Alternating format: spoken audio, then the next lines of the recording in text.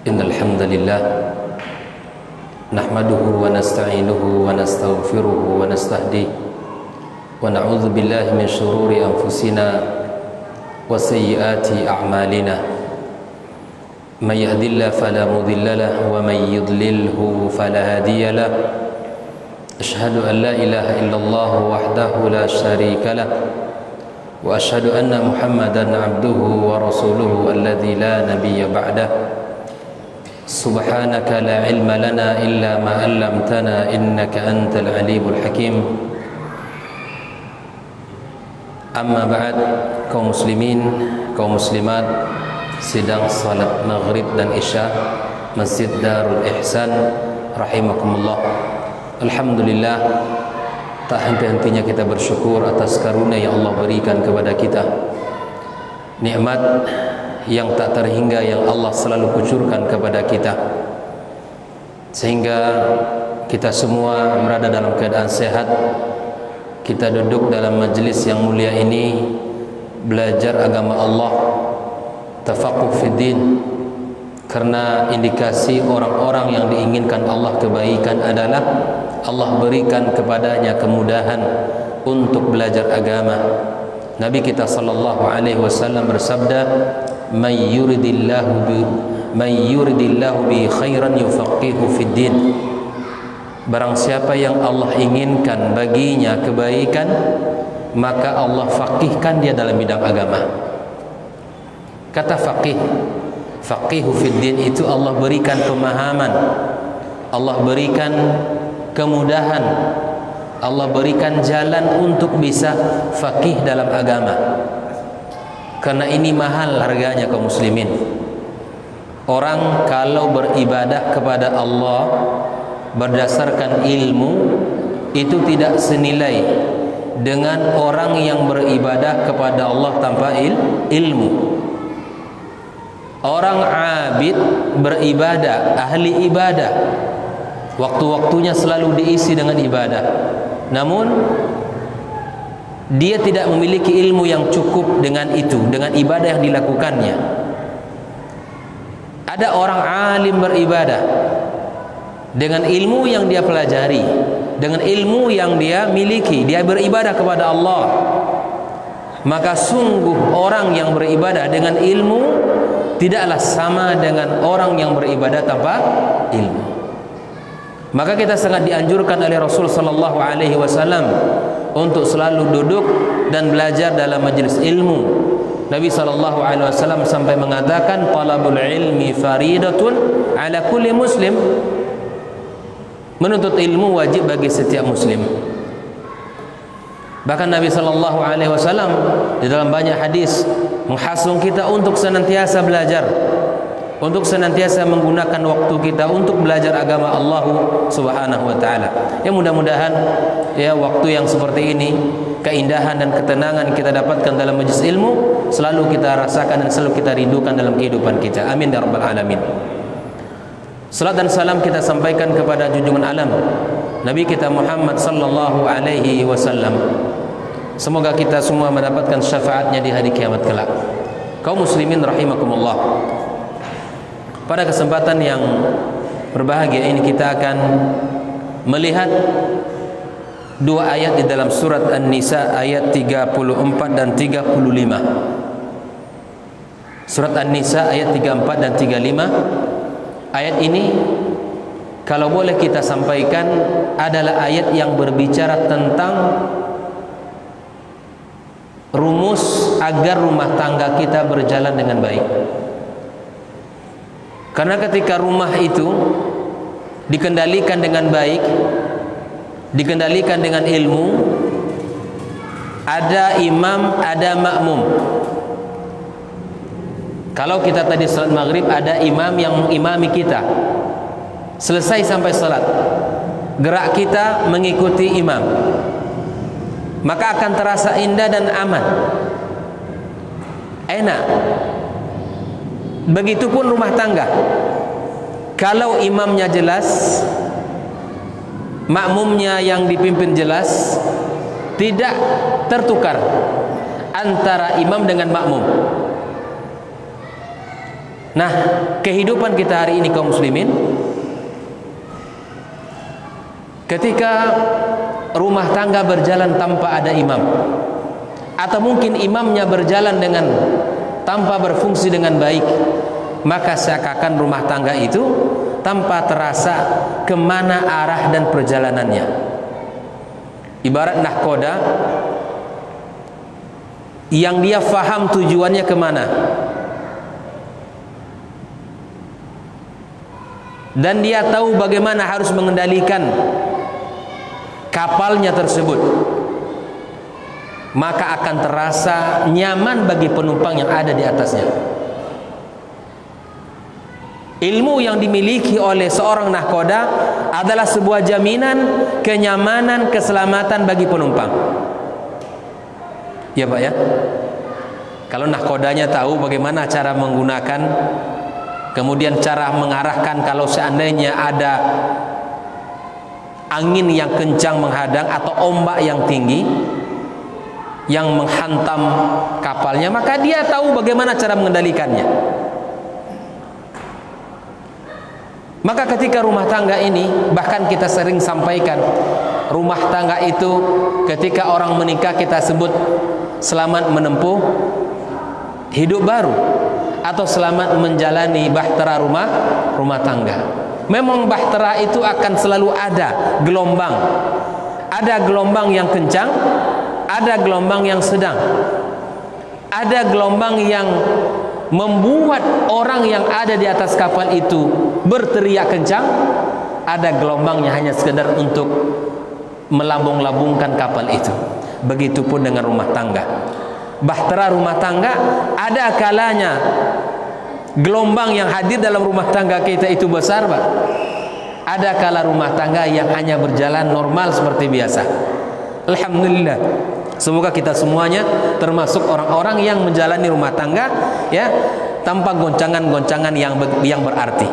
Saya yakin, Pak, tidak ada rumah tangga kecuali di situ ada gelombang, iya enggak?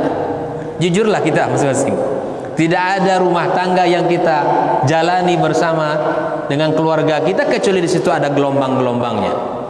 Nah, bagaimana supaya rumah tangga itu berjalan dengan baik, agar gelombang-gelombang itu pun kalau ada bisa diselesaikan dengan baik, agar penghuni rumah tangga kita semuanya merasakan kenyamanan, maka inilah akan kita pelajari bersama, agar rumah tangga kita berjalan dengan hebat, berjalan melaju dengan kencang, dan bisa berjalan sesuai dengan aturan. Maka tidak ada jalan kecuali harus kita kembali kepada Al-Quran.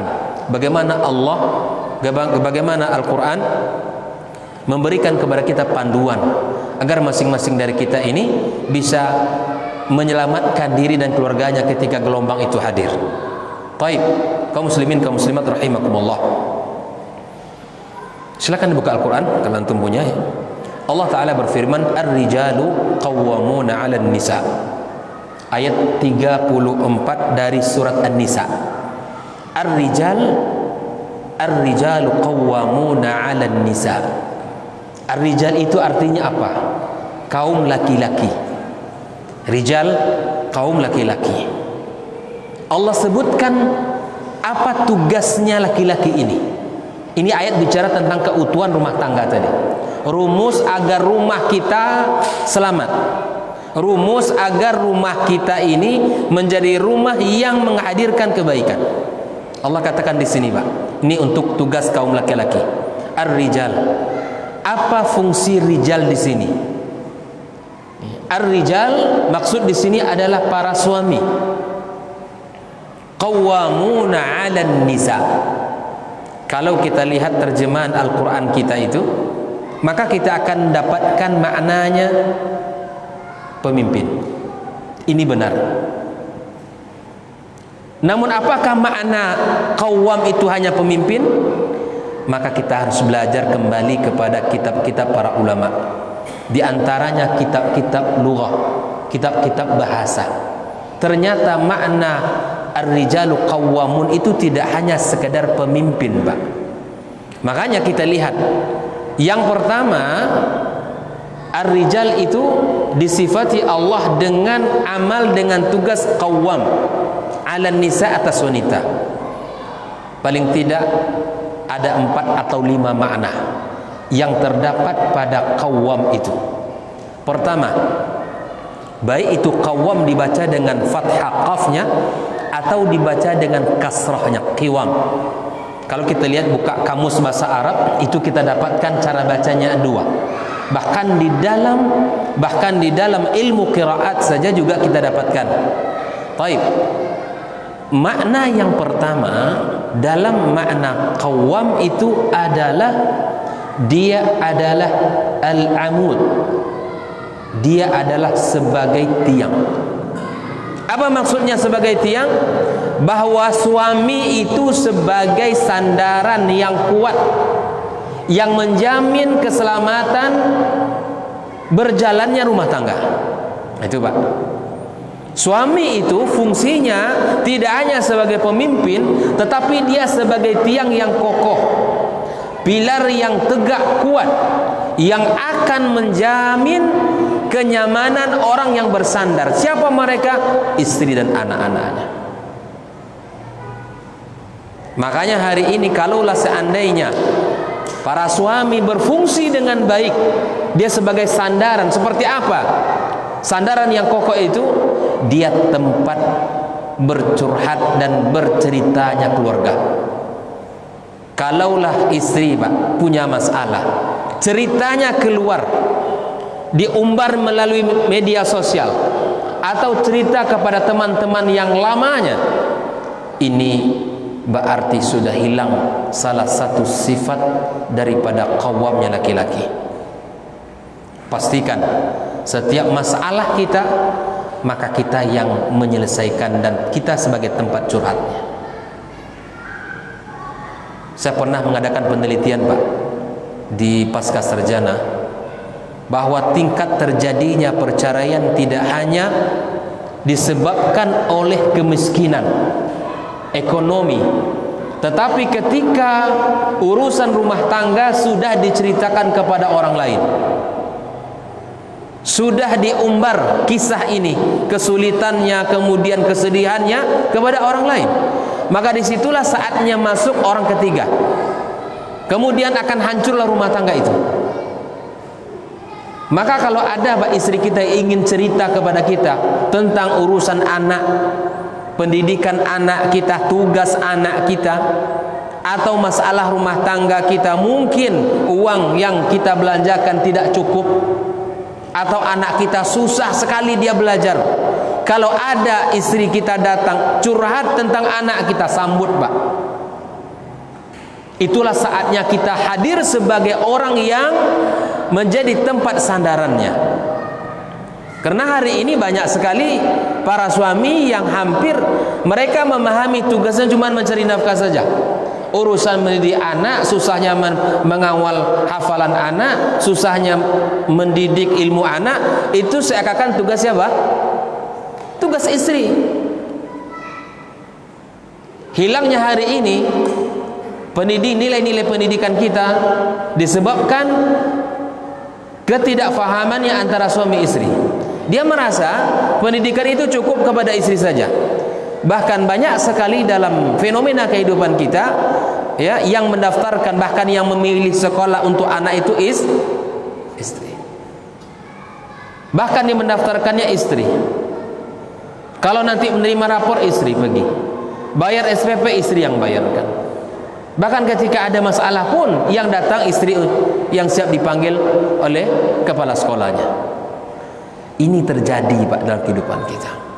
Padahal Al-Quran telah mengajari kita bahwa kepemimpinan sebagai laki-laki itu hadir bukan hanya sekedar mencari nafkah, tetapi dia adalah sebagai tiang yang kokoh, tempat bersandarnya keluarganya. Rasulullah sallallahu alaihi wasallam berapa istrinya? 9 ya, yang hidup di kota Madinah. Masing-masing ada masalah. Tapi Nabi sallallahu alaihi wasallam menjaminkan bagi istrinya bahwa dia adalah tempat curhatannya. tempat dia berkeluh kesah. Bahkan Aisyah radhiyallahu taala anha menceritakan ya kisah-kisah hidupnya, apa yang dialami pada siang harinya kepada Rasulullah sebelum Nabi tidur. Nabi setia mendengarkannya. Bahkan Aisyah menceritakan ya kisah ya Abi Zar'in dan Ummi Zar'in, yang mana kesetiaan mereka ini dikisahkan 10 tipe laki-laki, yang mana ada 10 wanita yang masing-masing mereka berjanji tidak menyembunyikan sifat-sifat suaminya, menceritakan seluruhnya. Ternyata di situ ada tipe-tipe wanita-wanita, tipe laki-laki yang berbeda-beda. Dikisahkanlah kisah itu oleh Aisyah kepada Rasul sallallahu alaihi wasallam. Rasul setia mendengarkannya. Siapa yang sibuk? Kalau kita bandingkan kita dengan Rasulullah, tentu Rasulullah. Siapa yang paling banyak amanah dan tugas dalam dakwah? Rasulullah. Tapi masih menyempatkan diri untuk mendengarkan istrinya dalam berkisah. Jadi jangan kita nanti ketika istri ingin cerita, curhat, langsung kita palingkan wajah kita. Al-Quran tidak menginginkan itu kaum muslimin. Al-Quran menginginkan kita sebagai tempat curhatan bagi keluarga kita. Ya, sekali saja nanti kita sudah palingkan muka kita, ya sudah. Kalau begitu suami saya tak mau lagi dengar, saya carilah orang yang mau mendengar saya. Bukalah Facebook, ya nanti nampak di situ, dan seterusnya akan terjadi pembicaraan-pembicaraan yang liar di situ. Yang kedua, ar-rijalu qawwamun di sini adalah disebutkan oleh para ulama, dia sebagai pemimpin dengan seluruh makna. Jadi kalau pemimpin itu Bu, rumah tangga ya suami. Jangan istri yang memimpin. Karena ketika tertukar nahkoda ya dengan penumpang, maka akan terjadilah permasalahan. Ini penumpang sok-sok pula ingin tahu menggunakan membawa kapal itu. Kacau Pak. Bisa karma terbalik nanti kapal kita. Jadi kalau posisinya perempuan itu ya makmum, bukan memimpin, bukan memegang setir. Ini banyak hari ini kiper maju. Ya, kiper maju bahaya. Gawang kita tinggal, gol nanti kalah kita. Posisikan suami itu sebagai pemimpin. Saya kasih contoh agar kita bisa menempatkan dia sebagai pemimpin. Satu, kalau ada sesuatu anak kita minta sesuatu, maka jadikanlah pendapat yang ingin dipilih itu pendapat suami. Minta pendapat suami. Itu. Jadi kalau ibu-ibu misalnya nak pergi kan, tanya dulu ke suami, ya gimana kalau kita pergi ke sana? Atau bang, gimana kalau kita pergi ke sana, begini urusan kita. Gimana pendapat abang? Diberikan pertimbangan. Kalau abangnya mau berangkat, tapi juga dengan logika dan alasan-alasan tertentu. Tapi terkadang masya Allah ada wanita-wanita yang mana suami harus ngikut. Apa kata istri itu yang harus dilakukan. Dan akhirnya adalah ucapan orang-orang di antara kita adalah suami-suami takut masuk. Terjadi Pak. Dia penumpang, dia makmum, ingin menjadi imam, tak boleh. Tak boleh. Itu kacau nanti rumah tangga kita. Posisikan suami itu sebagai hakim, orang yang pemimpinnya di rumah tangga kita. Hakim, besarkan suaminya Bu. Kalau hakim itu kan diagungkan ya tak? Hakim itu dimuliakan, diminta pendapatnya. Dia itu dijadikan orang yang dituju pendapatnya. Jangan pendapat kita aja yang harus diikut. Inilah yang harus kita fahami. Yang ketiga, saya singkat-singkat saja. Yang ketiga, di samping dia sebagai tiang yang kokoh, di samping dia sebagai pemimpin dalam rumah tangga, suami itu adalah menjadi sumber rezeki dalam rumah tangga. Nah, maka ini penting Pak. Suami itu dia menjadi orang yang bertanggung jawab untuk mendatangkan nafkah, rezeki untuk istri dan keluarganya. Makanya tugas mencari nafkah itu ada pada suami. Allah sebutkan di lanjutan ayat ini, Pak. Ya, di sini Allah katakan wa bima anfaqu min amwalihim. Ya, dikarenakan mereka telah menafkahkan dari sebagian rezeki mereka. Makanya Allah jadikan laki-laki itu sebagai pemimpin, ya, karena dialah yang menjadi tanggung jawab di dalam menghadirkan rezeki. Di antara asbab-asbab terjadinya perceraian di Pekanbaru, kota Pekanbaru, bukan hanya talak tetapi khulu. Apa bedanya, Pak? Talak dan khulu. Talak itu suami yang menjatuhkan, haknya suami kan. Tetapi khulu itu apa? Istri yang minta.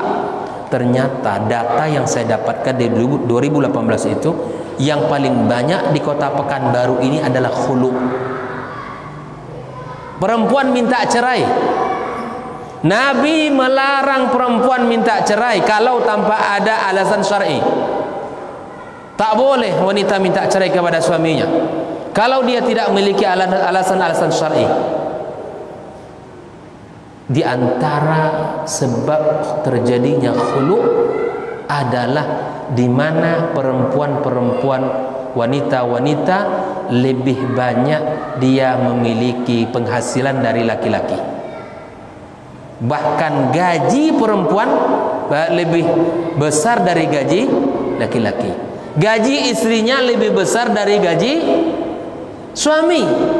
Ini kalau makanya hikmah kenapa perempuan harus di rumah, kenapa perempuan harus makmum. Saya tidak mengatakan Islam mengekang perempuan, tidak. Boleh wanita bekerja, boleh.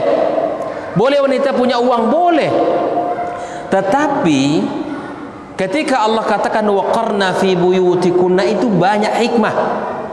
Di antara salah satu hikmah agar perempuan ini tahu kalau dia itu makmum, dan dia harus sadar kalau dia itu adalah orang yang dipimpin.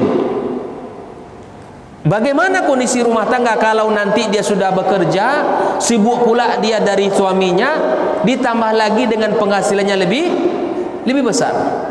Ketika istri sudah merasa aku tidak butuh denganmu, di saat itulah, Pak, mulai hancurnya rumah tangga. Aku tidak butuh denganmu, gajiku lebih besar. Pergi kamu dari rumah sini pun tak ada masalah.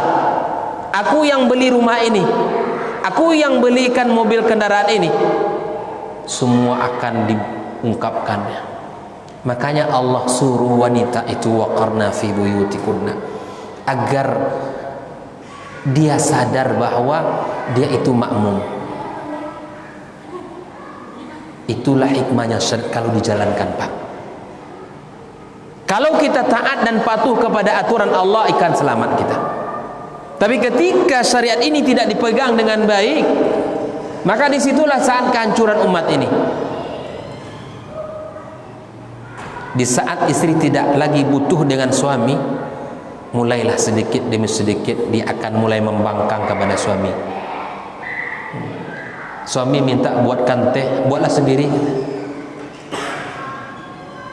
Pulang-pulang sama-sama dari kantor sore hari kan, istri pulang, kita pun pulang dari kantor misalnya. Tiba-tiba di rumah kita pengenlah pelayanan dari istri kita kan, tolong buatkanlah teh atau buatkan kopi hitam misalnya. Kata dia, buatlah aja Pak sendiri Bang, kan ada teh, ada kopi, ada gula belakang, buatlah sendiri. Ya Allah. Makanya para wanita kalau punya jabatan di luar bekerja, ketika perempuan sudah masuk ke pintu rumahnya, buang jabatan itu semua. Letakkan jabatan itu di kantor saja. Letakkan pangkat itu di tempat bekerjanya. Ketika Anda masuk ke rumahnya, membuka pintu rumahnya, maka di saat itu posisi Anda sebagai istri. Apa yang disuruh oleh suami wajib untuk ditaati. Wajib, hukumnya wajib. Makanya yang harus bekerja itu laki-laki, bukan istri.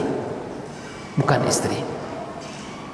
Hari ini pandangan-pandangan seperti ini hampir hilang, Pak. Kalau suami saja bekerja tidak cukup, Ustaz, ya kan? Tak cukup penghasilan kami. Bagaimana kami mengansur nanti sewa rumah kami? Bagaimana kami mengansur KPR kami, dan seterusnya. Padahal ansuran-ansuran itu terkadang perlu kita ulang kembali melihatnya. Hukum-hukumnya seperti apa? Baik, kaum muslimin kaum muslimat rahimakumullah. Itu yang ketiga ya. Suami menjadi sumber rezeki. Pesankan ke anak laki-laki kita, Pak, didik dia sekarang, dari sekarang ilmu yang disampaikan. Kau nak laki-laki harus pandai. Engkau akan menjadi pemimpin dalam rumah tanggamu. Tanggung jawab kamu nanti menghidupkan anak dan keluargamu, bukan istrimu. Dari sekarang kita sampaikan. Bahkan ada di antara kaum muslimin terbalik. Yang bekerja laki-laki, yang bekerja perempuan, yang di rumah laki. Maka ini harus kita pahami dengan baik. Seberapapun ibu-ibu hasil yang dibawa oleh suami itu wajib disyukuri. Karena ketika Rasulullah SAW menyampaikan di antara bentuk atau sebab-sebab wanita diazab di Allah, diazab di dalam neraka Allah, disebabkan wanita-wanita ini kufur nikmat. Kufur nikmat yang dibawa oleh suaminya. Nabi mengatakan di antara sebabnya yakfurnal ashir. Mereka tidak pandai berterima kasih kepada suaminya. Tak pandai. Merasa tidak cukup dan merasa tidak bisa menghidupkan keluarganya. Seterusnya panjang. Maka kemudian kuncinya adalah mensyukuri apa yang Allah berikan kepada mereka. Yang keempat, selain dia sebagai pemimpin, selain dari tiang yang kokoh, selain dari sumber rezeki, maka yang keempat adalah qawwam, laki-laki sebagai pendidik. Tolong diingat betul, Pak, kita ini pendidik semuanya. Saya di rumah saya, bapak-bapak semua di rumah Bapak, semuanya pendidik. Makanya pendidikan pertama anak kita itu di mana? Di rumah. Kalaulah kita faham, Pak, masing-masing dari kita faham fungsi kita sebagai pendidik, maka kita tidak biarkan anak-anak kita untuk tidak mendapatkan pendidikan. Pendidikan yang pertama itu di rumah kita dan istri kita. Walaupun kita mungkin banyak bekerja keluar rumah, tapi istri kita punya waktu yang banyak di rumah. Maka terkadang saya sangat sedih, Pak, melihat kehidupan rumah tangga ketika suami istri bekerja dari pagi pulang malam, anak dititipkan sama orang yang tingkat pendidikannya itu jauh dari dia. Sementara dia mengharapkan anak-anaknya soleh dan solehah, hafiz dan hafizah. Sementara yang memegang pendidikan anak adalah orang-orang yang tidak mendapatkan pendidikan. Bisa tuh? Tidak bisa. Sementara kalau kita bilang sama dia, kalaulah ibu punya emas, ya katakanlah berapa gram atau mungkin katakan kalau ada 0,5 kilo misalnya, beranikah ibu itu meninggalkan emas pada dititipkan sama orang lain sementara dia bekerja?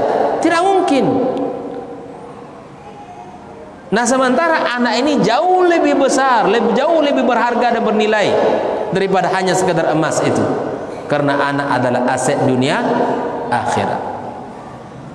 Bu, yang akan mendoakan kita nanti ketika kita di alam barzakh, Allahumma firli dzunubi wali walidayya, itu siapa? Anak yang soleh. Bagaimana kita ingin mendapatkan doa-doa itu sementara kita tidak pernah didik dia di dunia ini? Bagaimana doa-doa itu akan dipanjatkan oleh anak kita, ampunan untuk kita semuanya, sementara pendidikan tidak pernah kita berikan? Ini terkadang kita menginginkan anak-anak yang baik, anak-anak yang soleh, tapi kita tidak mau untuk mengarahkan itu semua. Alangkah sungguh menyedihkan kehidupan ketika ayahnya meninggal dunia, yang dicarinya adalah gharib masjid atau imam masjid yang bisa nanti menyolatkan ayahnya. Masya Allah. Banyak, Pak, meninggal ayahnya, meninggal maknya, ya. Kalau suaminya masih ada bisa disolatkan istrinya, tapi ketika keduanya sudah meninggal, anak pertamanya, anak keduanya, anak ketiganya mungkin tidak jadi, yang dicari orang lain. Kita menginginkan, walaupun sah ya hukumnya, saya tidak bicara fikihnya, sah, siapa saja sah, boleh menyolatkan jenazah, tapi kita menginginkan anak-anak kita yang akan menyolatkan kita, yang mendoakan kita. Inilah hasil didikan kita. Sementara kita menginginkan doa-doa mereka, kita tidak mendidiknya. Kok ditanya, kenapa engkau tidak mendoakan orang tua? Aku tidak tahu. Kalau itu adalah baik, rupanya doa itu untuk orang tua. Kalaupun ingat sekali setahun ketika Ramadan diinfakkan atas nama orang tuanya, inilah kesedihan kita kaum muslimin. Maka mari kita kembali kepada agama kita. Fungsikan kita sebagai pendidik. Di antara contohnya adalah ketika anak kita, misalnya anak pertama atau anak kedua kita, surat Al-Fatihah itu atau surat-surat pendek, janganlah surat-surat itu ya yang akan mendapatkan kebaikan guru-guru yang di sekolah saja. Jadikan kita atau istri kita yang mentalkinkan sebagai pendidik. Anak sudah pandai berucap dan harusnya dia sudah hafal surat-surat pendek. Jadikanlah itu antara suami dan istri untuk fastabiqul khairat, berlomba-lomba antara suami dan istri. Ini anak pertama, ini saya yang menghafal Al-Fatihah. Kata istri, alhamdulillah. Kalau begitu kata suami, saya surat-surat pendeknya.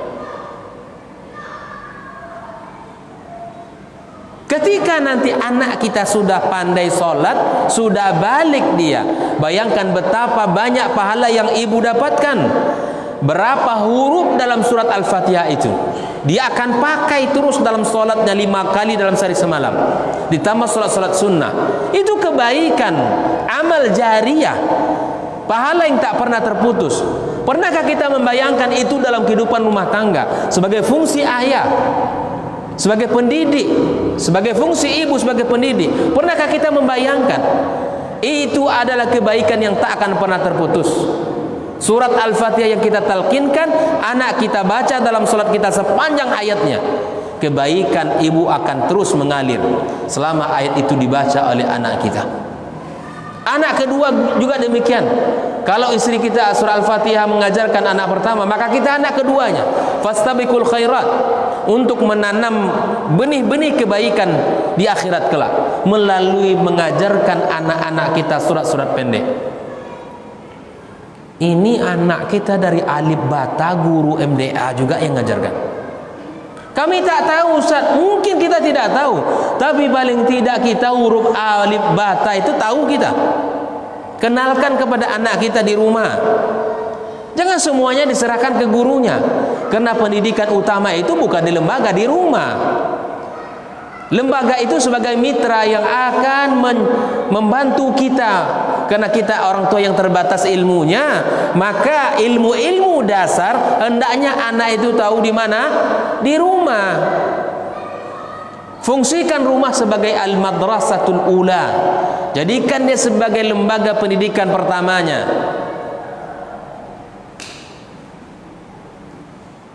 Makanya penting kita belajar ini kaum muslimin. Penting kita belajar ilmu sebelum mengarungi kehidupan rumah tangga kita. Inilah sebagai yang keempat, fungsinya adalah sebagai pendidik. Dulu Pak Umar bin Abdul Aziz ya sebagai khalifah yang mengurusi luar biasa kesibukan di dalam negaranya, tapi dia sempatkan dirinya untuk duduk sekali sepekan bersama anak-anaknya. Anaknya 18 orang. Ketika dia meninggal dunia, anaknya tinggal 11 orang atau 12 orang. Nah, Umar bin Abdul Aziz masih menyisakan waktu yang berkualitas untuk anak-anaknya dalam sekali sepekan, buat pertemuan di rumahnya, halaqah bersama istri dan anak-anaknya. Umar mendengarkan bacaan masing-masing anaknya Al-Quran itu. Buat ini Pak di rumah kita, sebagai bentuk tanggung jawab kita sebagai pendidik. Jangan-jangan anak kita nggak bisa ngaji dia. Kita menyangka dia sudah bisa ngaji kan? Kita titipkan ke MDA-nya.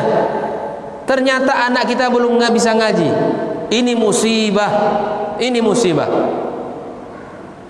Kalau belum bisa ngaji, kita evaluasi, kita ajarkan. Kita cari lagi guru. Kalau kita tidak mampu mengajarkannya, buat agenda dalam rumah tangga kita. buat agenda dalam kehidupan rumah tangga kita. Sekali sepekan kita manfaatkan waktu untuk duduk bersama keluarga kita. Jadikan itu agenda pekanan kita. Para ulama dulu begitu mereka, Pak. Jadi anak mereka tuh.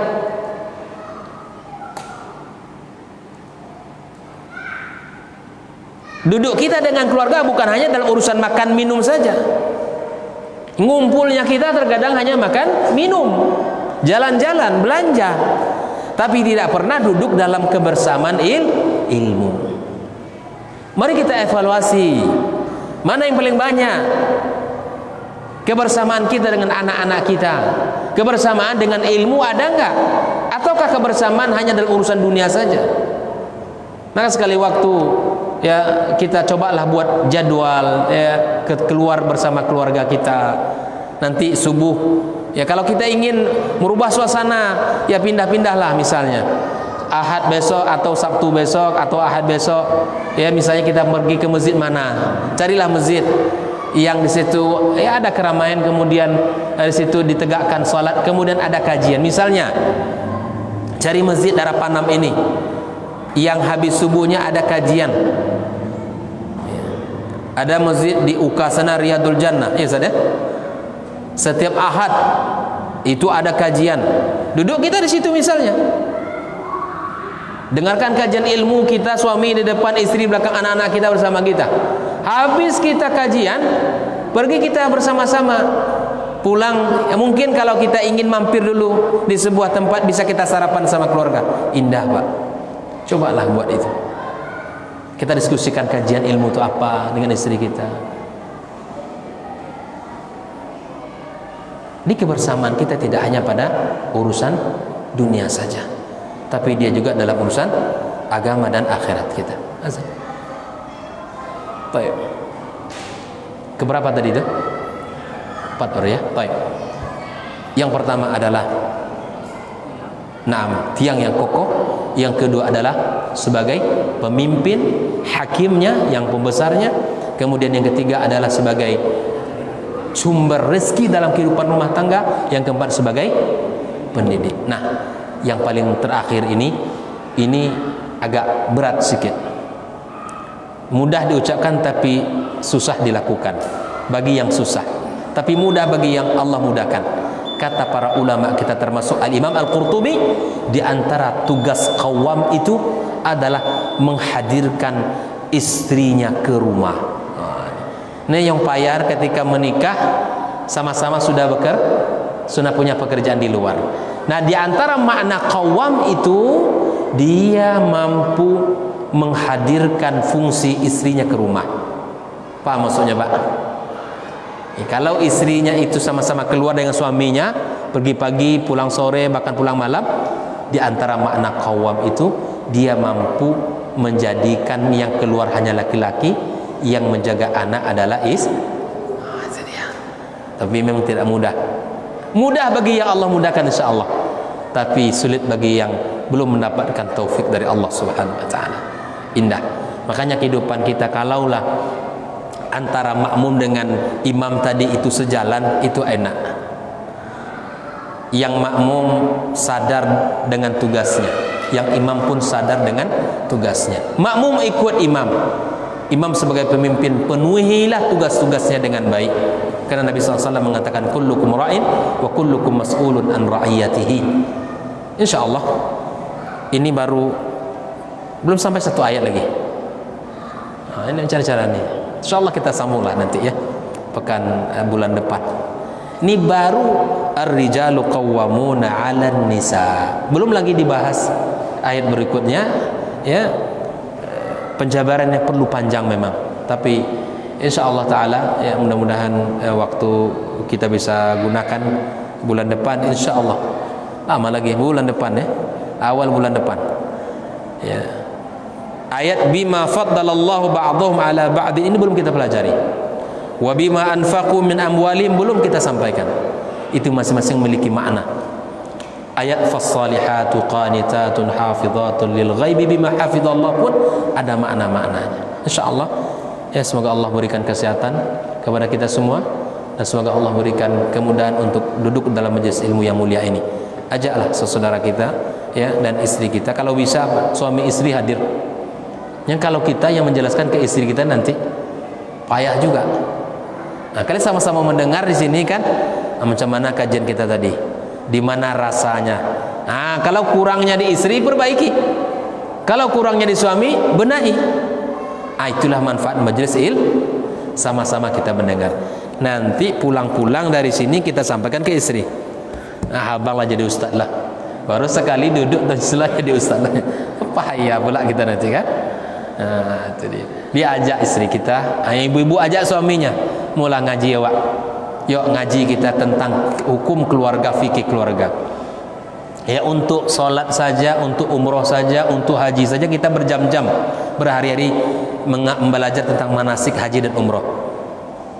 Ini masalah rumah tangga yang barangkali bertahun-tahun dan puluhan tahun, bahkan sampai kita mati. Para ulama mengatakan ibadah yang paling panjang durasinya adalah ibadah pernikahan ini. Sejak ijab qabul itu Pak, ijab ya qabul itu diterima oleh wali, ya ijab diucapkan oleh calon pengantin, maka dari situlah mulai durasi ibadah itu. Sampai masya Allah, sampai Allah kehendaki perjalanan rumah tangga kita. Bang, berapa tahun Bang? Alah 10. Lebih 10 tahun. Alhamdulillah. Lama ibadah, banyak pahala. Insya Allah kita akan pelajari pula ya, apa saja yang akan nilai-nilai apa yang kita dapatkan dari apa yang kita lakukan itu. Rezeki yang abang berikan, ya ketaatan yang ibu berikan, itu semuanya ibadah. Itu semuanya lengkap dalam agama kita, semua dibahas itu. InsyaAllah kita akan bahas pada pertemuan berikutnya. Barakallahu fikum. Semoga Allah berkahi pertemuan ini dan kita tutup dengan doa kafaratul majlis. Subhanakallahumma wa bihamdik asyhadu an la ilaha illa anta astaghfiruka wa atubu ilaik. Wassalamu alaikum warahmatullahi wabarakatuh.